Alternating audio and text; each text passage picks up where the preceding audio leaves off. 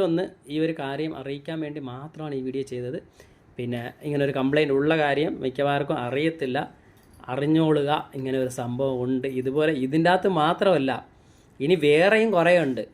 ഞാനൊരു വർക്ക് ചെയ്തതെന്ന് പറഞ്ഞാൽ അതിൻ്റെ വീഡിയോ ഞാൻ എടുത്ത് വെച്ചിട്ടുണ്ടെന്ന് തോന്നുന്നു. ഞാനത് അപ്ലോഡ് ചെയ്യാം. ഒരു മൊബൈലിൻ്റെ ക്യാമറ വർക്കിംഗ് അല്ല മച്ചാനെ, ക്യാമറ വർക്കിംഗ് അല്ല. മെയിൻ ക്യാമറ എവിടെ ചോദിച്ചിട്ടും കിട്ടുന്നില്ല. അതിൻ്റെ അത് സംഭവിച്ച കംപ്ലയിൻ്റ് എന്ന് പറഞ്ഞാൽ ഒരു നിസ്സാര കാര്യത്തിലാണ് ആ ക്യാമറ ഓൺ ആവാതിരുന്നത്.